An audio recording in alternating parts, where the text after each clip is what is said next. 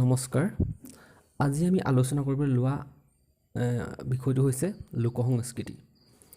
অৰ্থাৎ লোকসংস্কৃতিৰ সংজ্ঞা, স্বৰূপ আৰু উপাদান। অৰ্থাৎ লোকসংস্কৃতি মানে কি, ইয়াৰ স্বৰূপটো কেনেকুৱা বা কি কি উপাদান থাকে, আমি সেই সম্পৰ্কে আলোচনা কৰিম।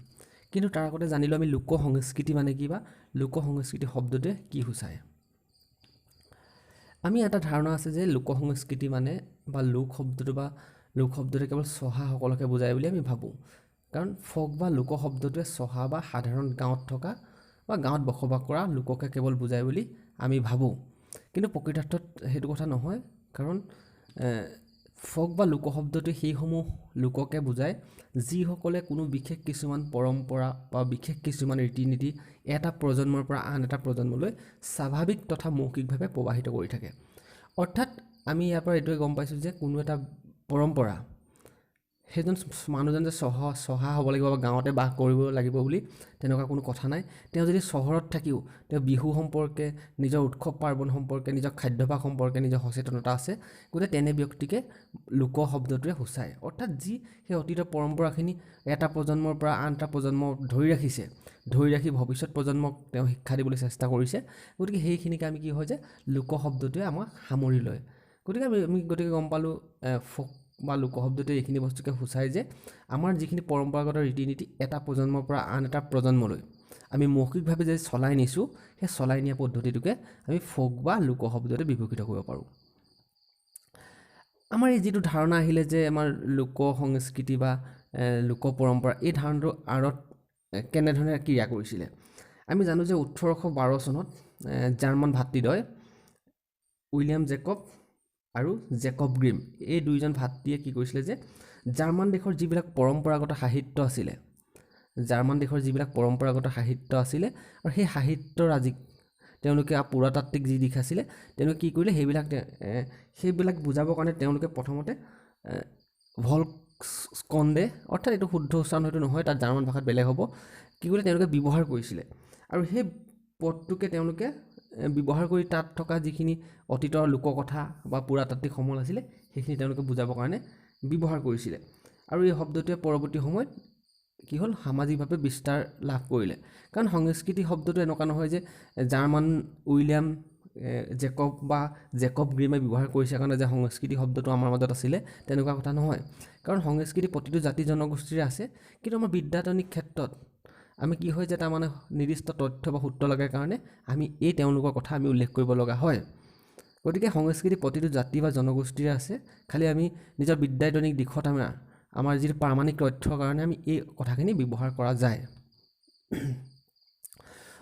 ভল্ক মানে জন, স্কণ্ডে মানে অভিজ্ঞতা। গতিকে আমি কি বুজি পালোঁ যে অৰ্থাৎ জন অভিজ্ঞতা, অৰ্থাৎ লোকসংস্কৃতি ভল্ক স্কণ্ডে মানে আমি বুজি পালোঁ যে জন অভিজ্ঞতা বা সাধাৰণ মানুহৰ যি অভিজ্ঞতা, সেই অভিজ্ঞতাকে বুজা যায়। লোকজ্ঞান আৰু লোক অভিজ্ঞতাক সূচাবৰ বাবে 1846 চনত ইংৰাজী পণ্ডিত উইলিয়াম জন থমছে ফকলোৰ পদটো ব্যৱহাৰ কৰে। অৰ্থাৎ তাৰ আগলৈকে জাৰ্মান ভাতৃদ্বয় ভল্কস্কণ্ডে শব্দটো ব্যৱহাৰ কৰিছিল। আৰু 1846 চনত 1846 চনত ইংৰাজী পণ্ডিত উইলিয়াম জন থমছে কি কৰিলে, ফকলোৰ শব্দটো ব্যৱহাৰ কৰে আৰু অতি কম সময়ৰ ভিতৰতে আন্তৰ্জাতিক সমাদৰ লাভ কৰে। ফকলোৰ শব্দটো ফক আৰু লোৰ দুটা যৌগিক ৰূপ, অৰ্থাৎ দুইটা লগ লাগি এটা বুজাইছে। ফক মানে হৈছে লোক সমষ্টি, অৰ্থাৎ এটা জনসমূহ বা মানুহৰ সমষ্টি, আৰু লোৰ মানে জ্ঞান, অৰ্থাৎ জ্ঞান বা বিদ্যা। গতিকে ফকলোৰ শব্দটোৱে চমুকৈ লোক সংস্কৃতি বা লোকবিদ্যাকে বুজায়। গতিকে আমি এই শব্দটোৱে বৰ্তমান সময়ত আমি ব্যৱহাৰ কৰোঁ, আৰু এই শব্দটো আমি আমাৰ যিটো ভাষা সংস্কৃতি সাহিত্য সূচাবৰ কাৰণে আমি এই সম্পৰ্কে উল্লেখ কৰোঁ। ৰিচাৰ্ড এম ডৰছনে কি কৰিছে যে লোকবিদ্যা বা লোকসংস্কৃতিক 4টা শ্ৰেণীত ভাগ কৰিছে। প্ৰথমটো কৰিছে যে মৌখিক সাহিত্য বা মৌখিক লোকবিদ্যা, অৰেল লিটাৰেচাৰ। তাৰপৰা দ্বিতীয়টো ভৌতিক সংস্কৃতি, তৃতীয়টো সামাজিক লোকাচাৰ বা লোক ৰীতি নীতি, তাৰপৰা 4 নম্বৰটো লোক পৰিবেশ্য কলা। গতিকে আমি যদি এতিয়া চোৱা যায় ইয়াত লোকবিদ্যা বা লোকসংস্কৃতি মানে কি, অৰ্থাৎ আমি লোক মানে গম পালোঁ যে লোক শব্দটোৱে ফকলোৰ শব্দটোৱে বুজায় যে লোকবিদ্যাখিনি, অৰ্থাৎ কোনো এটা জাতি বা জনগোষ্ঠীৰ যিখিনি তেওঁলোকে পৰম্পৰাগতভাৱে লাভ কৰা জ্ঞান বা বিদ্যা, সেইখিনি লোকশব্দতে সূচায় বা লোকবিদ্যাই সূচায়। আনহাতে সংস্কৃতি বুলিলে আমি গম পাওঁ যে কুলতুৰা এটা শব্দ, কুলতুৰা বুলি কোৱা হয়। অৰ্থাৎ আমাৰ সেই মানুহখিনিয়ে যিখিনি আচাৰ ৰীতি নীতি পৰম্পৰা মানি চলে সেইখিনি আটাইখিনি লোকবিদ্যা বা লোক সংস্কৃতি বুলি কোৱা হয়। আৰু ৰিচাৰ্ডেম দৰ্শনে কি কৰিছে যে লোক সংস্কৃতিক বা লোকবিদ্যা 4টা ভাগত ভাগ কৰাইছে। মৌখিক সাহিত্য বা মৌখিক লোকবিদ্যা, অৰ্থাৎ যিবিলাক সাহিত্য মানুহৰ মুখে মুখে প্ৰচলিত, সাধু কথা, বিয়ানাম ইত্যাদিবিলাক মন্ত্ৰ সাহিত্য, এইবিলাকৰ গোটেইবিলাক আমাৰ কিহত পৰে? মৌখিক সাহিত্যত পৰে। 2 নম্বৰত আহিলে ভৌতিক সংস্কৃতি, মেটেৰিয়েল কালচাৰ, অৰ্থাৎ যিবিলাক আমাৰ আচবাব, ঘৰ দুৱাৰ, সাজপাৰ, এই গোটেইবিলাক আমাৰ কিহত পৰে? ভৌতিক সংস্কৃতিত পৰে। আৰু সামাজিক লোকাচাৰ বা লোকৰ ৰীতি নীতি, ছ'চিয়েল ফ'ক কাষ্টম, অৰ্থাৎ আমাৰ যিবিলাক ৰীতি নীতি আছে, প্ৰতিটো আমাৰ ধৰা আমি ঈশ্বৰক কেনেকৈ প্ৰাৰ্থনা কৰোঁ, আমাৰ বিয়া সবাহত কেনেকৈ আমি নিয়ম কানুন কৰোঁ, বা অন্যান্য আমাৰ যিবিলাক পৰম্পৰাগত কাৰুকাৰ্য কৰোঁ, আমি সেইখিনি সামাজিক লোকাচাৰ বা লোকৰ ৰীতি নীতিত পৰে। বিবাহ ইত্যাদিখিনিও পৰি যায়। লোক পৰিৱেশ্য কলা, ফ'ক পাৰফৰ্মিং আৰ্ট ফৰ্ম, অৰ্থাৎ আমাৰ যিবিলাক লোক পৰিৱেশ্য কলা বা আমি যিবিলাক গীত গাওঁ বা আমাৰ যিবিলাক ডান্স ফৰ্ম আছে, আমি বিভিন্ন ধৰণৰ নৃত্য কৰোঁ, উৎসৱ পাৰ্বণত আমি বিভিন্ন ধৰণৰ আমি গান গাওঁ বা আমাৰ কিছুমান প্ৰাৰ্থনা হওক, আমাৰ পূজা পাতল হওক, কৰা কাৰুকাৰ্যখিনিকে আমাৰ লোক পৰিৱেশ্য কলা হিচাপত পৰে। এতিয়া যদি আমি অসমীয়া সাহিত্যটো চাওঁ, এই বস্তুখিনি আমি দেখোঁ যে মৌখিক সাহিত্য হিচাপে আমাৰ গল্প নহয়, সাধু কথাবিলাক, মন্ত্ৰ সাহিত্য পৰিব, ডাকৰ বচন পৰিব, তাৰপাছত সাঁথৰ পৰিব, বিয়ানাম, আইনাম, এই গোটেইখিনি আমাৰ মৌখিক সাহিত্যত পৰিব। এতিয়া ভৌতিক সংস্কৃতি যদি অসমীয়া সাহিত্যত চোৱা যায়, তেতিয়া আমি দেখিবলৈ পাম যে আমাৰ যিবিলাক আগৰ দিনৰ মন্দিৰ, দৌল দেৱালয় আছে, কিছুমান আমাৰ পুথি আছে, তাৰপাছত আমাৰ কিছুমান মানুহে ব্যৱহাৰ কৰা কাপোৰ বা বাচন বৰ্তন, এইবিলাক গোটেইবিলাক ভৌতিক সংস্কৃতি পৰিব। সামাজিক লোকাচাৰ, আমাৰ বিবাহ অনুষ্ঠান, ধৰ্মীয় অনুষ্ঠান, লোকবিশ্বাস, লোক পৰম্পৰা, লোক ৰীতি নীতি, এই আটাইবিলাক আমাৰ সামাজিক লোকাচাৰ বা লোক ৰীতি নীতিত পৰিব। আৰু লোক পৰিৱেশ্য কলা আমাৰ যিবিলাক আমি আইনাম কৰোঁ বা আমি ডাঙৰীয়া পূজা পাতোঁ, আমি মন্দিৰত আমি কিছুমান নৃত্য গীত কৰোঁ, এই গোটেইবিলাক আমাৰ নাটকখিনি, প্ৰাচীন আগৰ নাটকখিনি, যিখিনি নাটক কৰোঁ, সেইখিনি আমাৰ লোক পৰিৱেশ্য কলাৰ ভিতৰত পৰিব। গতিকে এইখিনি আমাৰ গোটেইখিনিয়ে লোক পৰিৱেশ্য কলাৰ অন্তৰ্গত। লোক সংস্কৃতি গ্ৰন্থত নবীন চন্দ্ৰ শৰ্মাই কি কৰিছে যে মৌখিক সাহিত্য বা বাচিক কলাক প্ৰধানকৈ 2টা ভাগত ভাগ কৰিছে। অৰ্থাৎ লোক সংস্কৃতি গ্ৰন্থখনত নবীন চন্দ্ৰ শৰ্মাই মৌখিক বা বাচিক কলাক প্ৰধানকৈ 2টা ভাগত ভাগ কৰিছে। বাচিক মানে মৌখিক কলা বা মুখে মুখে কোৱা, জাতিগত শ্ৰেণী বিভাজন আৰু তাত্ত্বিকভাৱে কৰা শ্ৰেণী বিভাজন। জাতিগত শ্ৰেণী বিভাজনত কি পৰে আমি চাওঁ যে তেখেতে জাতিগত শ্ৰেণী বিভাজনত গীত, পদ, নাম, সাধু কথা, কিচ্ছা কাহিনী, প্ৰবাদমূলক সাধু ইত্যাদি অন্তৰ্ভুক্ত কৰিছে। অৰ্থাৎ তেখেতে গীত কিছুমান, পদ, নাম, সাধু কথা, কিচ্ছা মানে কাহিনী, একেই প্ৰবাদমূলক কিছুমান আমি সাধু আছে বা কথা আছে, সেইখিনি তেখেতে তাত দিছে।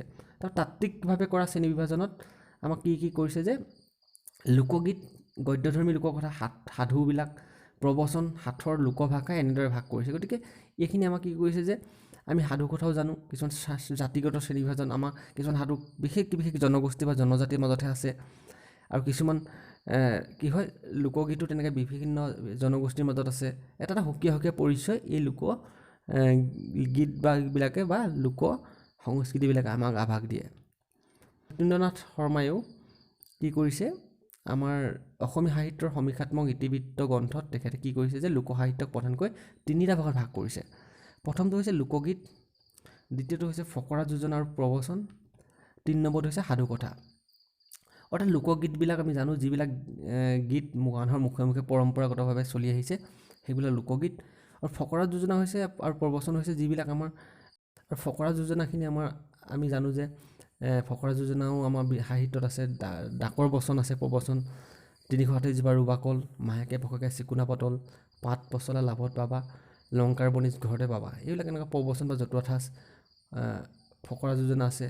তাৰপৰা সাধু কথা আছে, আমাৰ সাধু কথাবিলাক যিবিলাক আমাৰ সাধু চলি আছে বৰ্তমান, এবেগীতিয়া সাধু হওক, লিটিকাই হওক, লক্ষ্মীনাথ বেজবৰুৱাই যিখিনি সংৰক্ষণ কৰি, তেনেকুৱা সাধু কথাও থাকে প্ৰতিটো। সেইটো অসমীয়া কথা কৈছোঁ মই, বিভিন্ন জাতি জনগোষ্ঠীৰ ক্ষেত্ৰত সুকীয়াও থাকে। ফকৰা যোজনাও তেনেকুৱা বিভিন্ন ধৰণৰ থাকে। 3টা ভাগত ভাগ কৰিছে। প্ৰথমটো কৰিছে যে অনুষ্ঠানমূলক, 2 নম্বৰটো কৰিছে তেখেতে আখ্যানমূলক,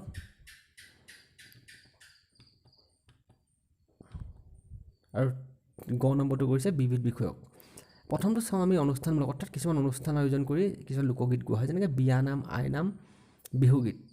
আৰু বিহুগীতবিলাকো শুনিছোঁ, যেনেকৈ ধৰা বিহু কিছুমান আমাৰ আছে, বনগীত আছে, বহু তাঁতপদত চকু আলিপাতত মাকো সৰি সৰি পৰে, আইনাম কিছুমানো আছে। কৰিছে অনুষ্ঠানমূলক বিহুগীত, আইনাম, বিয়ানাম। আখ্যানমূলকত ইয়াৰো তিনিটা ভাগ আছে, বুৰঞ্জীমূলক, কিংবদন্তি বা জনশ্ৰুতিমূলক আৰু কাল্পনিক। আৰু বিবিধ বিষয়ত নিচুকনি গীত, গৰখীয়া গীত ইত্যাদি। অৰ্থাৎ বুৰঞ্জীমূলক মানে যিবিলাক ঘটনা বুৰঞ্জীৰ লগত জড়িত থাকে, যেনেকৈ জয়মতী সম্পৰ্কে থকা যিবিলাক বেলাল আছে, আখ্যান আছে। জনশ্ৰুতিমূলক কিছুমান আমাৰ তেজীমলাক লৈ বা এনেকুৱা ধৰণৰ কিছুমান জনশ্ৰুতিমূলক আছে, কিছুমান কাল্পনিক আছে, নিচুকনি গীত আছে, গৰখীয়া গীত ইত্যাদি। এইবিলাক বিবিধ বিষয়ক গীত।